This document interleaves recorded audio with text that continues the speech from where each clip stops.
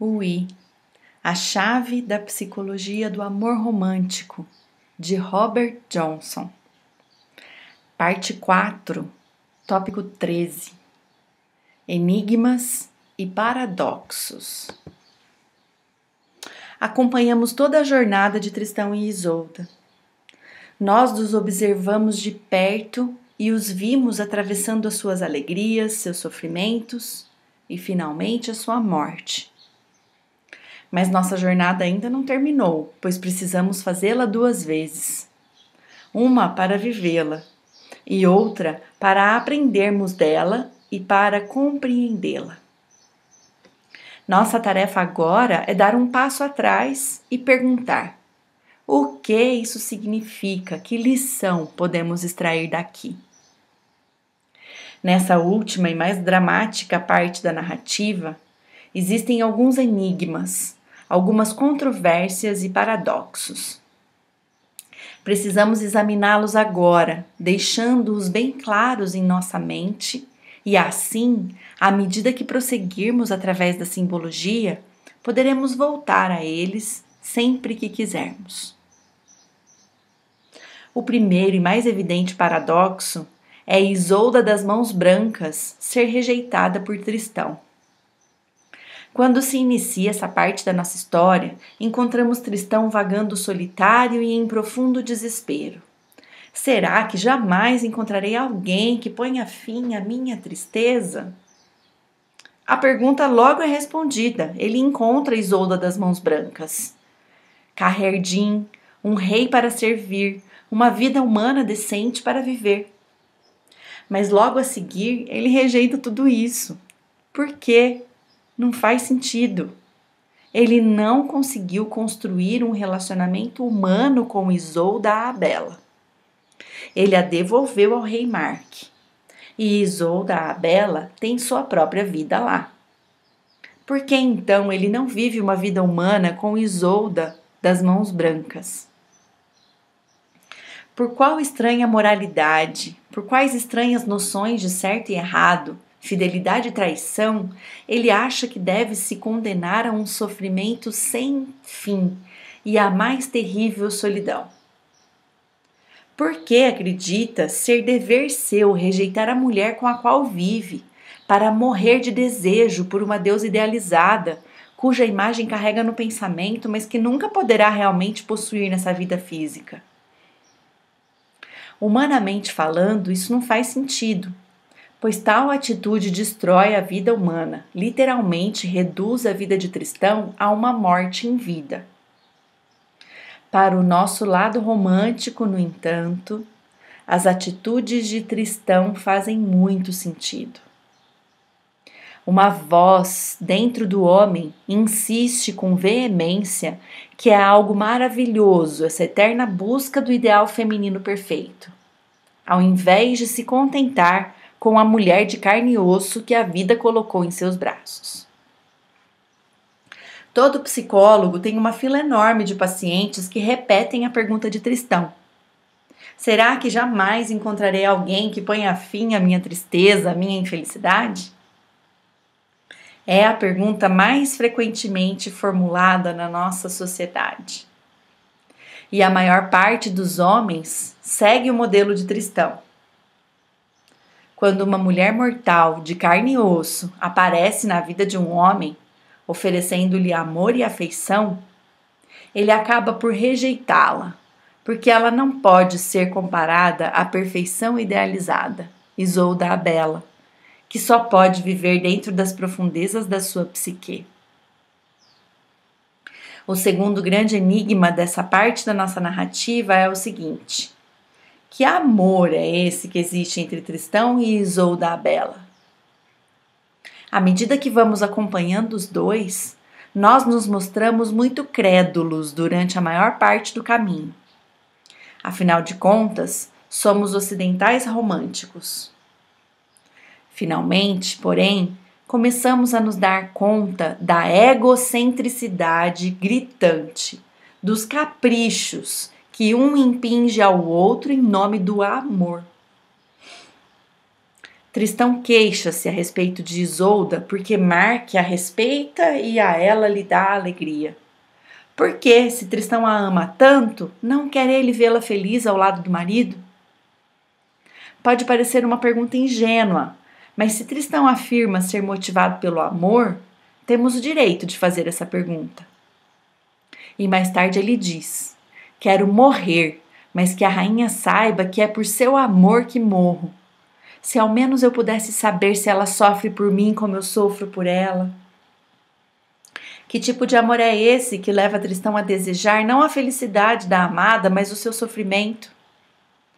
Se ele acredita que ela se reconciliou com o passado e está feliz com o rei Mark, por que vai ele voltar lá para jogar lenha no fogo da paixão?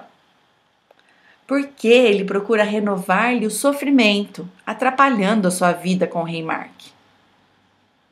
E quanto a Isolda?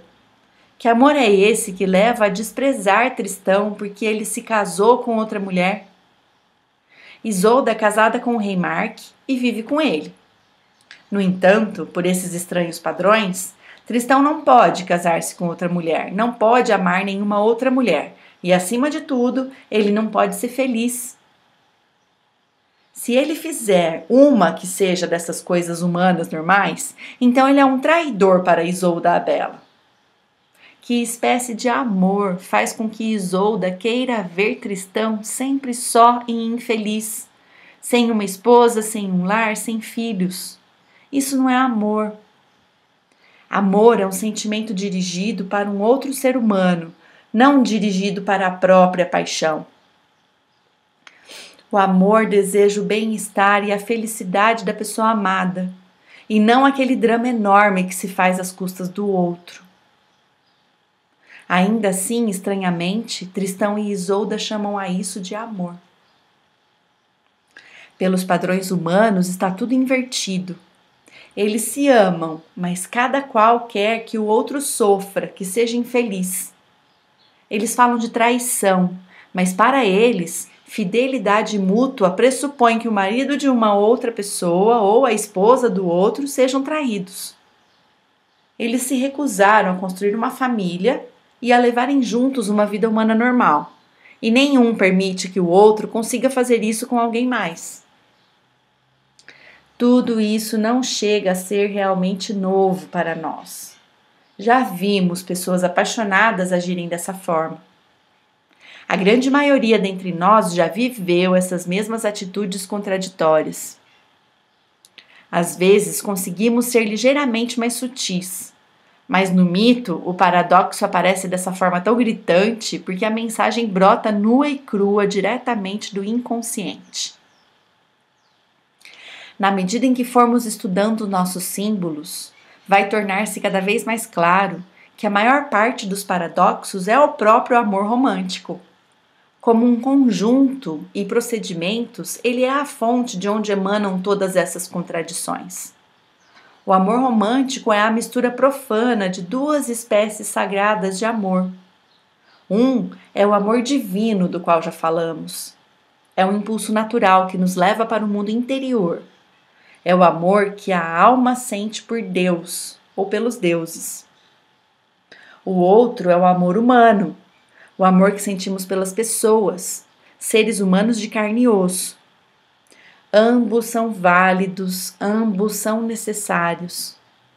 Mas por algum artifício da evolução psicológica, a nossa civilização misturou os dois tipos de amor na poção do amor romântico e quase pôs ambos a perder.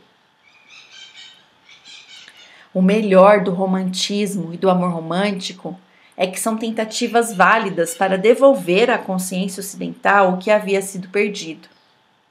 O romantismo procura restaurar o sentido do lado divino da vida, a vida interior, o poder da imaginação, o mito, o sonho, a fantasia. A tragédia que essa parte da narrativa mostra é que usamos mal o ideal do romantismo, situamos erradamente o amor divino e nesse processo acabamos destruindo nossos relacionamentos humanos. Chamamos de amor o que não é amor. Invertemos o significado de fidelidade. e perseguimos uma imagem idealizada, efêmera da ânima, em vez de amarmos um ser humano de carne e osso. Aqui vai uma advertência. À medida que examinamos algumas das terríveis complicações da tragédia em que se transforma Tristão e Isolda, precisamos lembrar que o amor romântico é um estágio necessário da nossa evolução psicológica. Não importa o que possa ser dito contra ele, não importa o que tenhamos que fazer para consertar o nosso relacionamento com ele. É o nosso caminho, a nossa maneira ocidental de evoluir e purificar essas duas espécies de amor que misturamos na poção mágica. O amor romântico é como o túnel do amor. Não podemos ficar empacados lá dentro no escuro. Temos que sair do outro lado e resolver esse paradoxo. Mas para os ocidentais, parece ser necessário entrar no túnel. A única maneira que conhecemos de encontrar o sentimento, de enfrentar os dois grandes tipos de amor, é nos apaixonando, é nos torturando pelo paradoxo, para então aprender. Na medida em que formos avançando e expondo as contradições e desmascarando as ilusões, lembremo-nos de que a questão não é saber se devemos louvar o amor romântico ou condená-lo, se devemos conservá-lo ou jogá-lo fora. Nossa tarefa é fazer dele um caminho para a conscientização, viver honestamente o paradoxo e aprender a respeitar os dois mundos que existem no amor romântico. O divino, de Isolda a Bela, que Tristão persegue, e o humano, de Isolda das Mãos Brancas, que ele rejeita. O próximo tópico será Isolda da Terra.